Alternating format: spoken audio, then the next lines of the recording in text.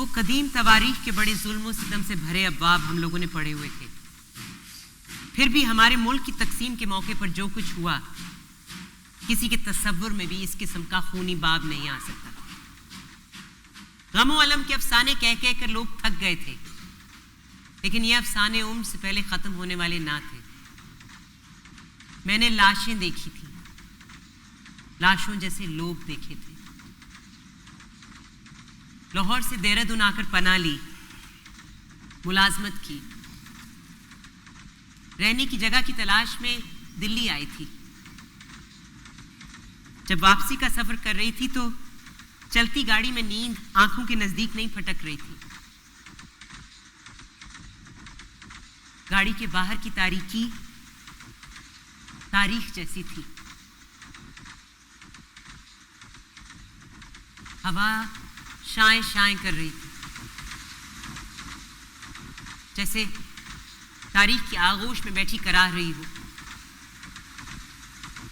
ऊंचे ऊंचे पेड़ गमों की तरह आगे आए हुए थे। कहीं पेड़ ना होते, सिर्फ वीरानी होती,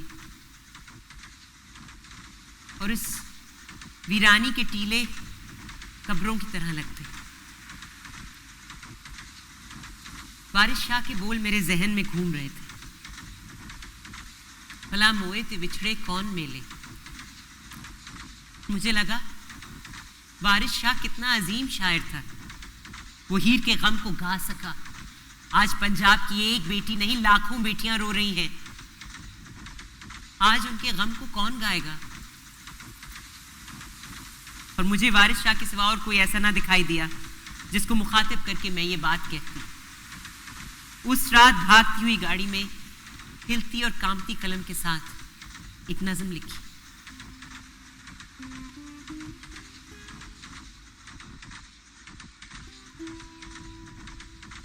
जिथे वजदी सी फूक प्यार दी, वे वंजली गई गवाच।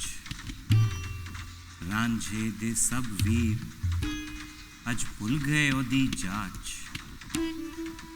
धरती ते लहू वस्या कबरां पईयां चोन। परबत दियां शहजादियां अज विच मज़ारां रोन। अज सबे कैदो बन गए हुस्न इश्क दे चोर। अज कित्थों ले आइए लब के वारिस शाह एक होर। अज आखां वारिस शाह तू ही कबरां विचों बोल। ते अज किताबे इश्क कोई अगला वर्का खोल।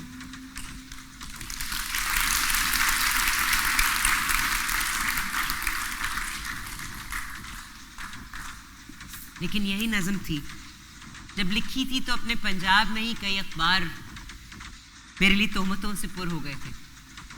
सिखों को एतराज़ था कि मैंने ये नज़म वारिस शाह को मुखातिब करके क्यों लिखी, गुरु नानक को मुखातिब करके लिखनी चाहिए थी। कम्युनिस्ट कहते थे कि मैंने लेनिन या स्टालिन को मुखातिब करके क्यों नहीं लिखी। यहां तक कि इस नज़म के खिलाफ कई नज़में लिखी गई।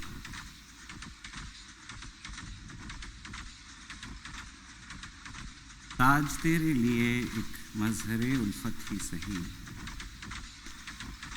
तुझको इस वादिये रंगीन से अकीदत ही सही। मेरे महबूब कहीं और मिलाकर मुझसे। मेरी महबूब, उन्हें भी तो मोहब्बत होगी जिनकी सन्नाई ने बख्शी है इसे शक्ल जमील। उनके प्यारों के मकाबिर रहे बेनामो नमूद, आज तक उन पे जलाई ना किसी ने कंदील। ये चमनजार, ये जमुना का किनारा, ये महल, ये मुनक्कश दरो दीवार, ये मेहराब, ये ताक, एक शहनशाह ने दौलत का सहारा ले हम गरीबों की मोहब्बत का उड़ाया है मजाक। मेरे महबूब कहीं और मिलाकर मुझसे।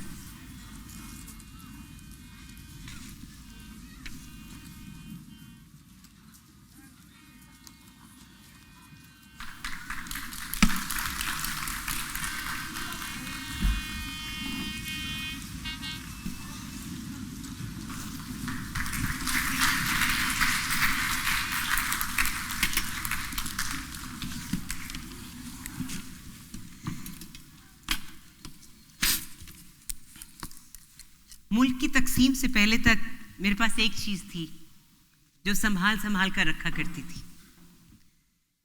ये साहिर की नज़म ताजमहल थी जो उसने मुझे फ्रेम करवा कर दी थी। लेकिन मुल्क की तकसीम के बाद जो कुछ मेरे पास आहिस्ता आहिस्ता जमा हुआ है, आज अपनी अलमारी का अंदरूनी खाना टटोलने लगी हूं तो दबे हुए खजाने ऐसा मालूम होता है। एक टॉल्स्टॉय की कब्र से लाया हुआ पत्ता है और एक कागज का गोल टुकड़ा जिसकी एक तरफ लिखा हुआ है एशियन राइटर्स कॉन्फ्रेंस और दूसरी तरफ हाथ से लिखा है साहिर लुधियानवी। ये कॉन्फ्रेंस के मौके का बैज है जो कॉन्फ्रेंस में शामिल हर अदीब को मिला था और साहिर ने अपने नाम वाला अपने कोट पर लगाया हुआ था और मैंने अपने नाम वाला अपने कोट पर, फिर साहिर ने अपना वाला उतार कर मेरे कोट पर लगा दिया और मेरा वाला उतार कर अपने कोट पर। और आज वो कागज का टुकड़ा टॉल्स्टॉय की कब्र से लाए हुए पत्ते के साथ पड़ा है। मुझे यूं महसूस हो रहा है गोया ये भी मैंने एक पत्ते की तरह अपने हाथ से अपनी कब्र से तोड़ा हो।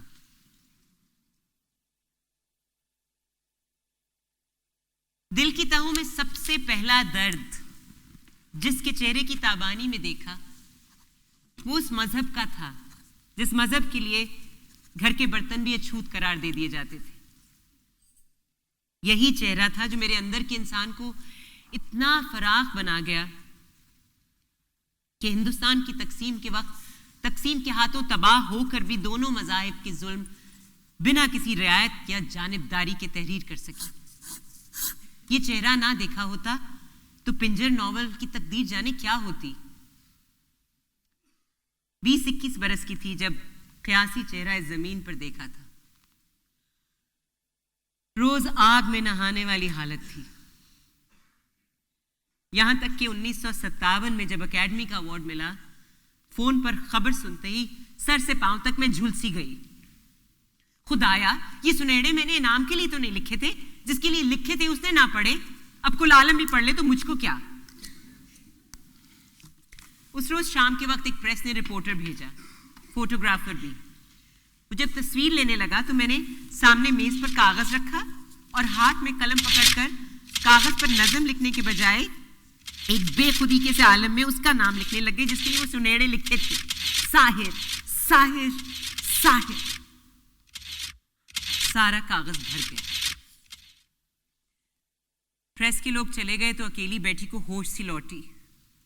सुबह को अखबार में तस्वीर निकलेगी तो मेज के कागज पर ये साहिर साहिर की गर्दान। ये अलहदा बात है कि कैमरे का फोकस मेरे हाथ पे था, कागज पे नहीं था, इसलिए दूसरे दिन अखबार में कागज पर लिखा हुआ कुछ दिखाई नहीं दे रहा था। लेकिन कुछ दिखाई नहीं दे रहा था, इस बात की तसल्ली के बाद एक दर्द भी इसमें शामिल हो गया। कागज खाली दिखाई देता है लेकिन खुदा जानता है ये खाली नहीं।